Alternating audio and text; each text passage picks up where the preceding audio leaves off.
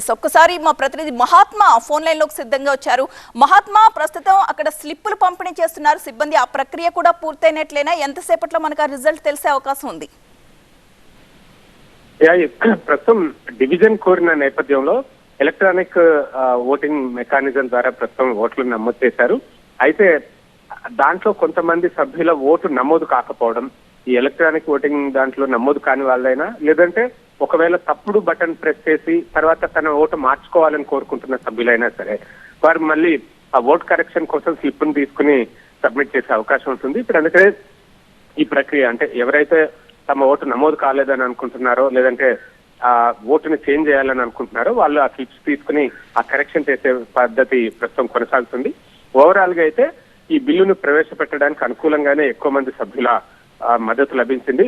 220 మంది సభ్యులు అనుకూలంగాను, 149 మంది వ్యతిరేకంగాను ఈ డివిజన్ వరకు ఓటేశారు. ఒకవేళ ఈ మార్పులు చేర్పులు స్లిప్స్ కౌంట్ చేసిన తర్వాత ఏమైనా జరిగితే కాస్త ఇటుగా ఉంటుంది. బట్ ఓవరాల్ గా అయితే బిల్లును ప్రవేశపెట్టడానికి అనుకూలంగానే సభ నుంచి రెస్పాన్స్ వచ్చిందని చెప్పవచ్చు. వన్స్ ప్రవేశపెట్టిన తర్వాత జేపీసీకి పంపేందుకు తాము సిద్ధంగా ఉన్నామంటూ కేంద్ర ప్రభుత్వం ఇప్పటికే ప్రకటించింది.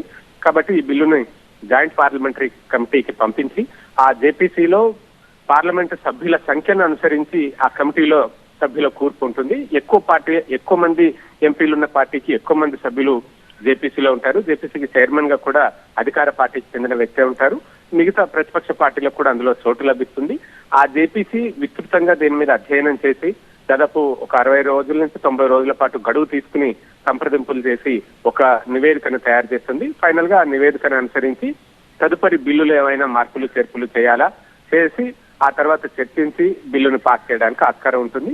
ఈ కేంద్ర ప్రభుత్వం కూడా దీనికి 2/3 మెజారిటీ అవసరం కాబట్టి, బిల్లులో అనేక రాజ్యాంగ సవరణలు ప్రతిపాదించారు కాబట్టి ఆ 2/3 మెజారిటీని సాధించే క్రమంలో జేపీసీ వేసి సంప్రదింపుల ద్వారా వ్యతిరేకిస్తున్న పార్టీలను సైతం అనుకూలంగా మార్చుకునేందుకు ప్రయత్నిస్తుంది. అందుకోసమే జేపీసీకి అనుకూలంగా ఉన్నామంటూ కేంద్ర ప్రభుత్వం ప్రకటించింది. అయితే ఈ జేపీసీ ఏర్పాటు చేసిన తర్వాత కమిటీకి ఎంత గడువు ఉంటుంది మహాత్మా? అంటే ఎన్ని రోజుల లోపల సభ్యుల అభిప్రాయాలు తీసుకోవాల్సి ఉంటుంది? ఈ ప్రాసెస్ అనేది ఎలా నడుస్తుంది?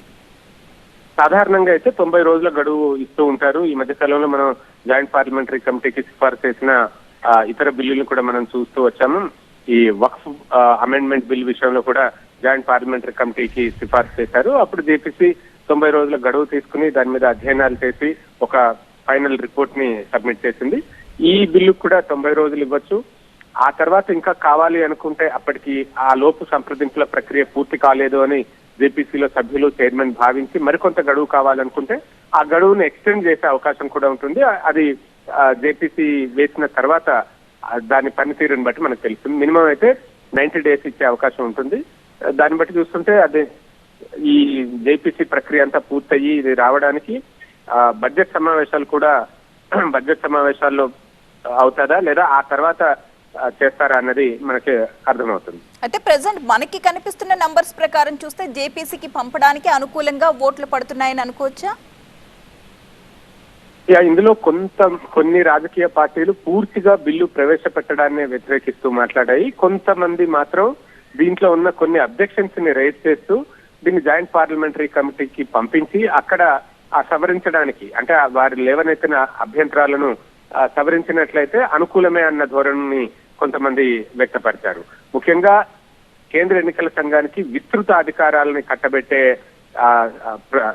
పాయింట్స్ ఏవైతే ఉన్నాయో వాటిని కొంతమంది తప్పుపడుతూ వచ్చారు. రాష్ట్రపతికి, కేంద్ర ఎన్నికల సంఘానికి అపరిమితంగా అధికారాలను కట్టబెట్టినట్టయితే, ప్రభుత్వాల గడువును వారే నిర్దేశించేటట్టయితే అది ప్రజాస్వామ్యం కాదు, ఇది రాజ్యాంగ మౌలిక స్ఫూర్తికి విరుద్ధం అంటూ కొన్ని రాజకీయ పార్టీలు వ్యాఖ్యానించాయి. కాబట్టి అటువంటి వారు జేపీసీకి పంపిస్తే దాంట్లో సవరణలు చేస్తే ఆ తర్వాత వారి అభ్యంతరాలు తీరుతాయి కాబట్టి ఆమోదించే అవకాశం ఉంటుంది. కాబట్టి ఇది జేపీసీకి పంపాలి అన్న విషయంలో విపక్ష కూటమిలో సైతం కొన్ని రాజకీయ పార్టీలు అనుకూలంగా ఉన్నాయి, డిమాండ్ కూడా చేశాయి. కాబట్టి జేపీసీకి ఈ బిల్లు వెళ్తుంది. స్పీకర్ కూడా అనుకూలంగా ఉన్నారు, కేంద్ర ప్రభుత్వం అనుకూలంగా ఉంది.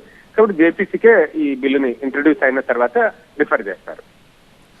Right, thank you Mahatma. ప్రస్తుతం అయితే ఎలక్ట్రానిక్ ఓటింగ్ ప్రక్రియ అయితే కంప్లీట్ అయిపోయింది. ఎక్కడైతే సాంకేతిక సమస్యలు తలెత్తాయో ఆ సభ్యులకు మాత్రం స్లిప్పులు అందజేస్తున్నారు. అలాగే పొరపాటున వేసిన వాళ్ళు కూడా కరెక్షన్ చేసుకోవడానికి కూడా అవకాశం కోరుతున్న వాళ్ళకి కూడా సభ్యులు స్లిప్పులు పంపిణీ అనేది అక్కడ జరుగుతోంది. మరి కాసేపట్లో మనకి ఆ రిజల్ట్ కూడా కనిపిస్తుంది. ప్రస్తుతం కనిపిస్తున్న నంబర్స్ ప్రకారం అయితే జేపీసీకి పంపించడానికి అనుకూలంగానే ఎక్కువ ఓటింగ్ పడింది. మరి ఆ స్లిప్పుల కౌంటింగ్ కూడా అయిన తరువాత నంబర్స్ ఏదైనా చేంజ్ అవుతాయా అనేది మనం చూడాలి. వ్యతిరేకంగా 149 మంది ఎంపీలు ఓటు వేస్తే అనుకూలంగా 220 మంది ఎంపీలు ఓటు వేశారు. ఇక మిగతా వారు తమ అభిప్రాయాల్ని స్లిప్ల ద్వారా తెలియజేస్తారు. ఒక్కసారి మనం పార్లమెంట్ సమావేశాల్లో ఈ బిల్లు గురించిన చర్చలో ఎవరు ఏం మాట్లాడారు అనేది చూద్దాం. ఈ బిల్లు పూర్తిగా రాజ్యాంగ మౌలిక స్వరూపానికే విరుద్ధం అంటూ టీఎంసీ నేత కళ్యాణ్ బెనర్జీ తన అభిప్రాయాన్ని వ్యక్తం చేశారు.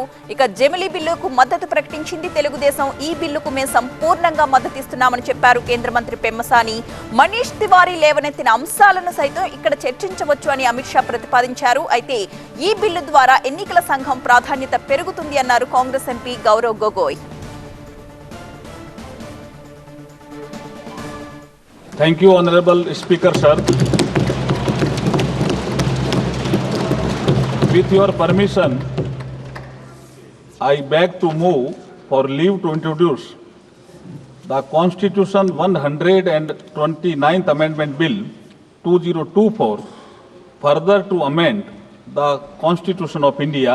ये आइटम नंबर 18 में है और आइटम नंबर 19 में जैसे आपने कहा, Honorable Speaker, sir, with your permission, I wish to move for leave to introduce the Union Territories Laws Amendment Bill 2024, further to amend the Government of Union Territories Act 1963, the Government of National Capital Territory of Delhi Act 1991, and the Jammu and Kashmir Reorganization Act 2019. ये मैं आपकी अनुमति से आपसे leave मांग रहा हूँ. Thank you sir. माननीय